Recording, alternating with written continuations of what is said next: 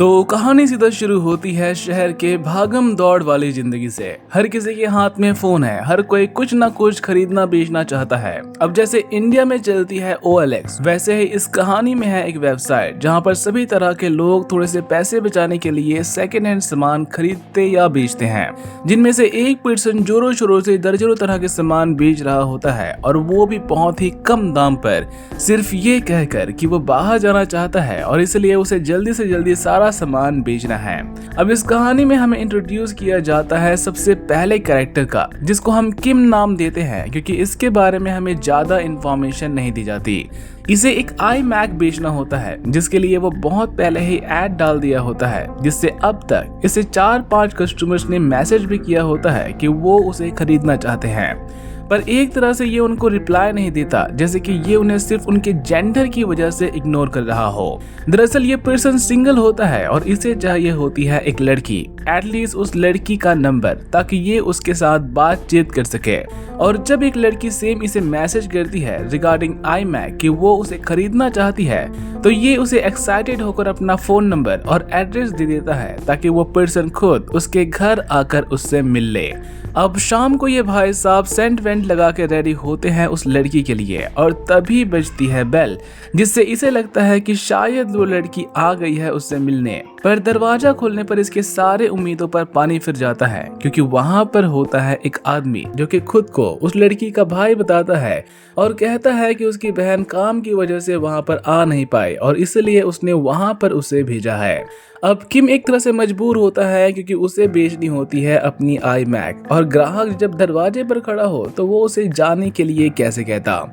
इसलिए दोनों अंदर जाते हैं और वो पर्सन iMac को खरीदने से पहले चेक करने लगता है उसकी स्पेसिफिकेशन। तो वहीं गुस्से में किम एक बेसबॉल बैट उठाकर खड़ा हो जाता है, जैसे कि वो उसे वहीं पर मारने वाला हो, जिससे सिचुएशन हो जाती है थोड़ी सी टेंस। और जैसे ही लगता है कि किम तो अब उसे मार ही देगा, तो वो पर्सन कहता है कि मैं इस iMac को खरीदना चाहता हूँ, और वो सीधा पैसे देने के लिए आगे बढ़ता है, और वो भी कैश। नाउ पैसे पाकर किम खुश हुआ ही होता है कि उसकी खुशी खौफ में बदल जाती है, क्योंकि पैसे देने के साथ साथ वो पर्सन उसके पेट में चाकू भी घुसा देता है, और ऐसा वो तब तक करता है जब तक कि किम मर नहीं जाता। उस पर्सन की आइडेंटिटी हमें अभी पता नहीं चलती, पर ऐसा लगता है जैसे कि वो ये काम पहले भी कर चुका है, क्योंकि वो किम के फोन से उसके फ्रेंड को मैसेज करता है कि वो बाहर जा रहा है सब कुछ बेच बाच कर। एक तरह से उसकी ऐसा करने का ये रीजन हो सकता है कि किम का कोई भी फ्रेंड उसके गायब होने की शिकायत पुलिस में ना करे,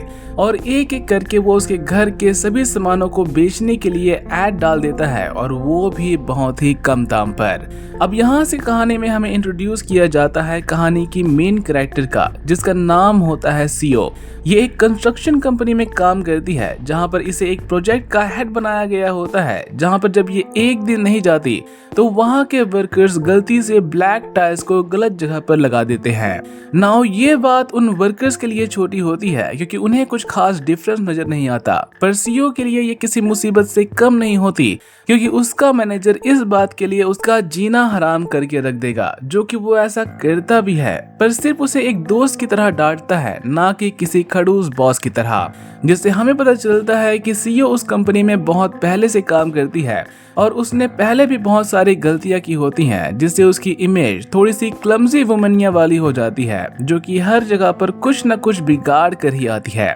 नाउ सीईओ की यहाँ पर एक फ्रेंड होती है, जो कि उसे चिढ़ाने लगती है कि कहीं उनका बॉस उसे पसंद तो नहीं करता। तो वहीं सीईओ उसे कहती है कि अगर वो उसे पसंद करता तो वो उसे बात बात पर डांटता नहीं। साथ ही वो उसे उन टाइल्स को फिर से उखाड़ने के लिए कहता है, क्योंकि प्रोजेक्ट को कंप्लीट करने की डेडलाइन बहुत ही पास होती है। अब सीईओ यहाँ पर एक नई जगह पर शिफ्ट हुई होती है, जहाँ पर उसका वॉशिंग मशीन खराब हो जाता है। ये सेम बात वो अपने फ्रेंड को बताती है, जो कि उसे एक सेकेंड हैंड वॉशिंग मशीन खरीदने की सलाह देती है, क्योंकि ऐसा करके ही उसने एक माइक्रोवेव खरीदा होता है, और वो भी बहुत ही सस्ते दाम पर, जो कि ऑलमोस्ट नया था। नाउ ये बात सुन सीईओ को भी मन करता है कि वो एक सेकेंड हैंड वॉशिंग मशीन खरीदे, ताकि उसके थोड़े से पैसे बच जाएं, और जल्दी ही वो एक वॉशिंग मशीन को खरीद भी लेती है, और वो भी बिना उसे देखे। पर जब उस वॉशिंग मशीन की इंस्टॉलेशन करवाई जाती है तो इसको हो जाता है धोखा, क्योंकि ये मशीन भी उसके पहले मशीन की तरह नहीं चलती। और जो पर्सन उस मशीन को फिक्स करने के लिए जाता है वो उसे स्कैम के बारे में बताता है कि इस तरह के स्कैम आजकल बहुत ज्यादा हो रहे हैं।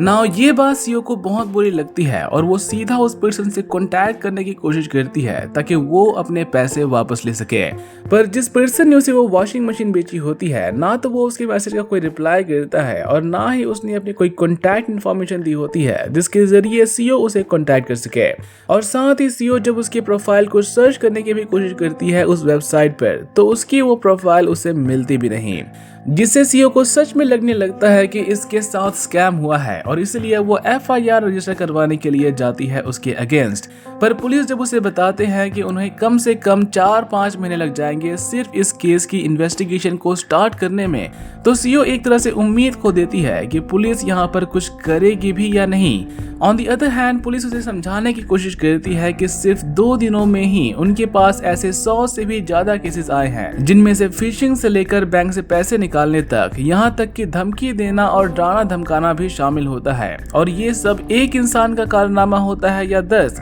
ये तो हमें आगे ही पता चलेगा। अब सीईओ ने खोए होते हैं अपने पैसे, इसलिए वो तो अपने हाथ पर हाथ धरे बैठने वाले नहीं होती और कई दिन वो निकाल देती है उस पर्सन की प्रोफाइल को सर्च करने में, जिससे फाइनली उसके हाथ उस पर्सन की एक और प्रोफाइल लग जाती है, जिसे सीईओ ढूंढ पाती है उस पर्सन के डिस्क्रिप्शन प्रोफाइल के जरिए, जो कि सेम टू सेम होती है प्रीवियस प्रोफाइल के जैसे। अब सीईओ जब उस डिस्क्रिप्शन को कॉपी करने की कोशिश करती है तो वो पाती है कि उस पर्सन ने डिस्क्रिप्शन की जगह पर एक फोटो चिपका रखी है और सेम उसी की वजह से सर्च में उसकी वो प्रोफाइल नहीं आ रही थी। पर अब सीईओ के हाथ वो लग चुका होता है, इसलिए ये उसे मजा चखाने के लिए उसके हर एक प्रोडक्ट के नीचे ही इज अ स्कैमर लिख के कमेंट कर देती है ताकि लोग उससे कुछ भी ना खरीदें। तो वहीं जिस पर्सन की वो प्रोफाइल होती है उसके बारे में हमें बताया जाता है कि वो पर्सन एक बहुत बड़ा हैकर है जो कि किसी से बात कर रहा होता है कि अगर उसे किसी लड़की के बारे में जानना है तो वो एक सर्टेन अमाउंट उसे दे दे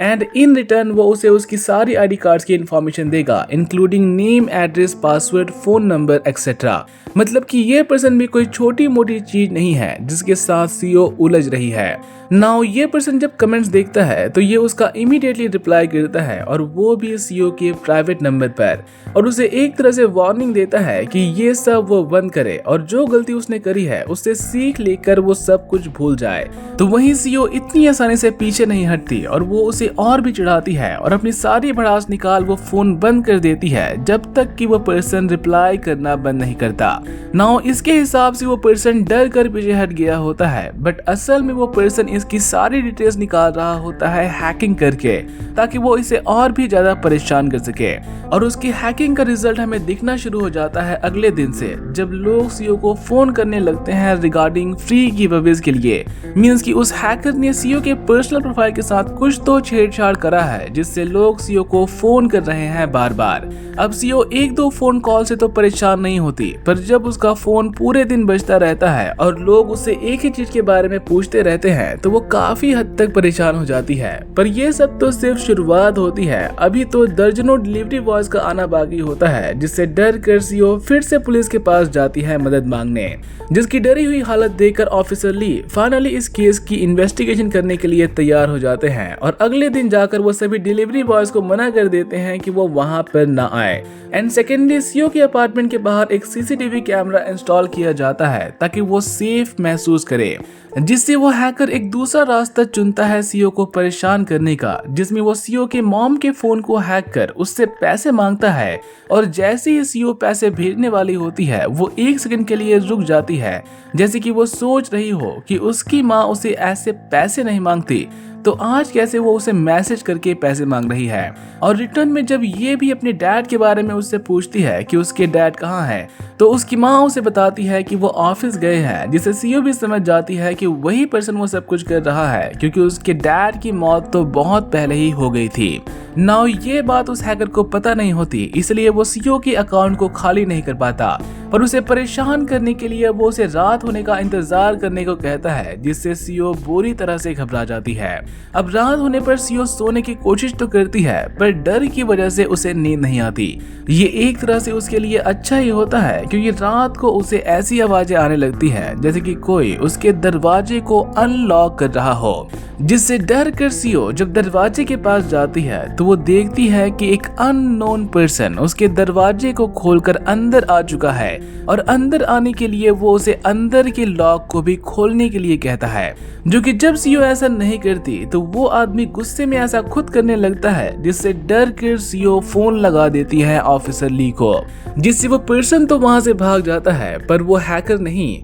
और वो सीईओ को फिर से मैसेज करता है कि उसी ने उसे वहां पर भेजा था और अभी तो और भी आएंगे। पर अगर वो चाहती है कि ये सब रुक जाए तो वो उसे 50 लाख कोरियन वॉन दे दे, और वो भी अगले 5 मिनट के अंदर। पता चलता है कि उस हैकर ने सीईओ की इमेज को एक धंधे वाले के रूप में सबको परोस दिया होता है, और जो भी उसके पास आ रहे होते हैं वो सेम वैसे ही लोग होते हैं जो कि ऐसी जगहों पर जाते हैं, जिससे डर सीईओ उस हैकर को पैसे भेजने के लिए तैयार हो जाती है। पर जब तक वो ऐसा करती तब तक टाइम हो जाता है खत्म, और एक और पर्सन सीईओ के अपार्टमेंट को खोलना शुरू कर देता है। पर अब तक ऑफिसर ली वहां पर आ जाते हैं और उस पर्सन को कर लेते हैं अरेस्ट। तो वहीं सीईओ के पास रोने के अलावा कोई और रास्ता नहीं होता, क्योंकि वो पर्सन पूरी रात उसे परेशान करता है, उसे उसी के बारे में सब कुछ बताकर, जिससे सीईओ ऑफिसर ली से रिक्वेस्ट करती है कि वो उसके साथ उस पर्सन के घर चले जहां से उसे वो वॉशिंग मशीन डिलीवर हुआ था,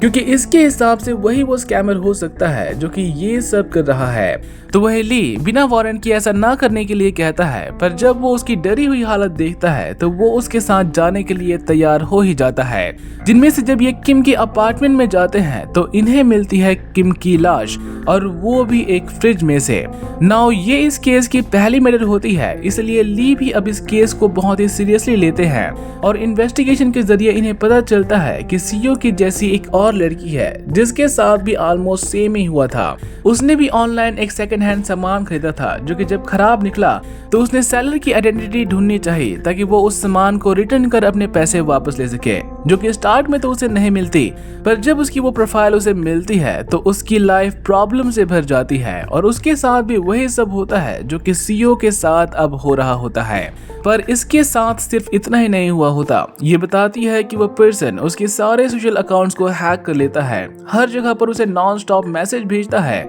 और उसके घर में घुसकर उसके सामानों की चोरी भी करता है, एंड लास्टली वो उसे मारने भी आता है, जिसकी वजह से उसकी लाइफ मौत के डर से भर गई। और एग्जैक्टली यही डर सीईओ की लाइफ में भी अपनी जगह बना चुका होता है, इसलिए जब उसका बॉस उसकी हालत देखकर उसकी मदद के लिए आता है तो वो उसे अपार्टमेंट में घुसने नहीं देती, इस डर की वजह से कि कहीं वही तो वो पर्सन नहीं है जो कि उसे परेशान कर रहा है, जिससे आखिर में इसे पता चलता है कि उसका बॉस उसे पसंद करता था, इसलिए वो वहां पर आया था, जो कि अब वहां से चला जाता है गुस्सा होकर। तो वहीं सीईओ की असली प्रॉब्लम शुरू होती है उसके अपार्टमेंट के अंदर जाने पर, क्योंकि उस हैकर ने उसके सारे इलेक्ट्रॉनिक डिवाइसेस को हैक कर ली होती है, और वो उसे हर जगह से देख रहा होता है, जिससे डर कर सीईओ पुलिस को फिर से बुलाती है, और सेम उसी डर की वजह से उसकी हालत बहुत ज्यादा खराब हो जाती है। तो वहीं ऑफिसर ली को पता चलता है कि किम की तरह अब टोटल 6 मर्डर्स हो चुके हैं, जिनको मारने के बाद उनके सारे सामानों को भी सेम ऐसे ही सेकंड हैंड मार्केट में बेच दिया गया था,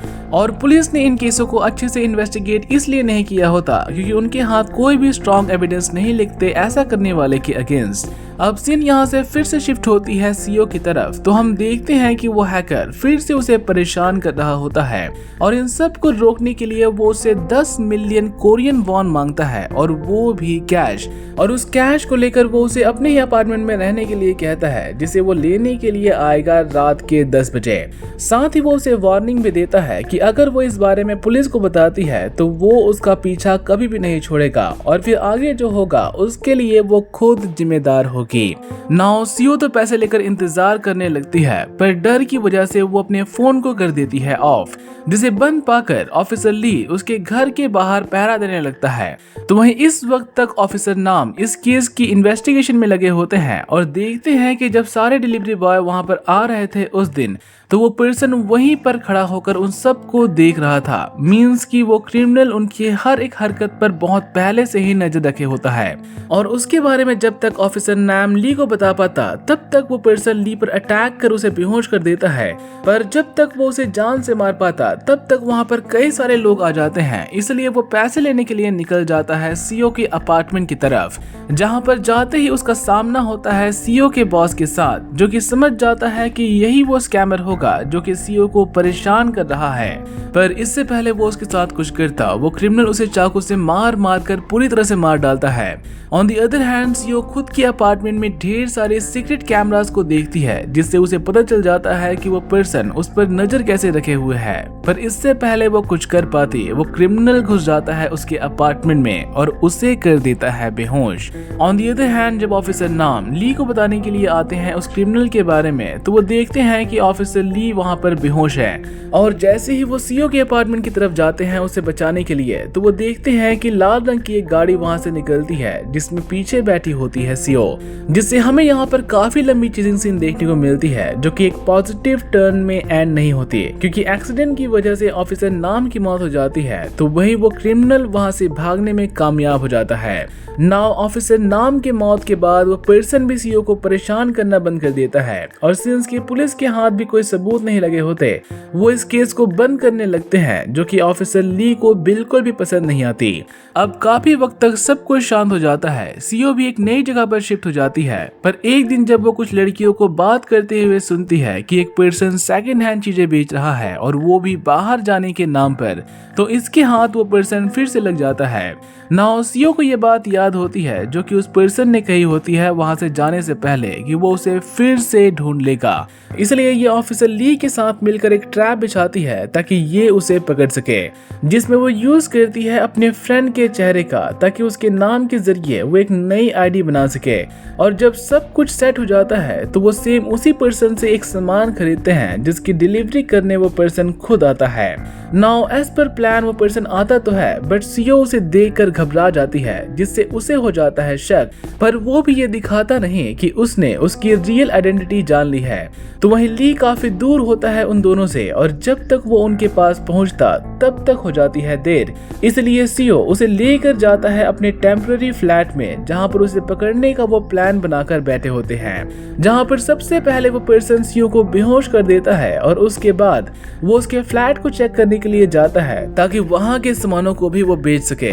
पर लगता उसके हाथ कुछ भी नहीं है क्योंकि वो पूरी जगह होती है खाली। तो वहीं सीओ अपनी सांसें रोककर सिर्फ नाटक कर रही होती है बेहोश होने का और उस पर्सन के जाने के बाद वो ली को फोन करती है वहां पर आने के लिए, जिसके आने में लगता है टाइम, और तब तक वो पर्सन सीओ को मारने के लिए आगे बढ़ जाता है क्योंकि सीओ का जिंदा रहना मींस उसके लिए मुसीबत, क्योंकि सीओ ने उसका चेहरा जो देख लिया होता है। तो वहीं सीओ ने उस जगह पर कैमरा सेटअप करके रखा होता है ताकि वो उसके बारे में हर किसी को बता सके, और सिम उसी कैमरे के बारे में बताकर वो उसे डराने की कोशिश करती है ताकि वो उसे ना मारे। बट वो पर्सन कैमरे से डरता नहीं क्योंकि वो उसे हैक करके उसकी सारी फुटेज को मिटा सकता है, और इसलिए वो सीधा आगे बढ़ता है उसे मारने, जिससे फाइनली यहाँ पर सीओ को बचाने के लिए आते हैं ऑफिसर ली और उन दोनों में होने लगती है जबरदस्त फाइट, जिसमें वो किलर एक साइको की तरह ली को चाकू और रॉड से मारना चालू कर देता है और उसे रोकने की कोशिश जब सीओ करती है तो वो उसे भी मार पीट कर बेहोश कर देता है, जिससे पूरा सीन यहाँ पर लालम लाल हो जाता है उन दोनों के खून की वजह से।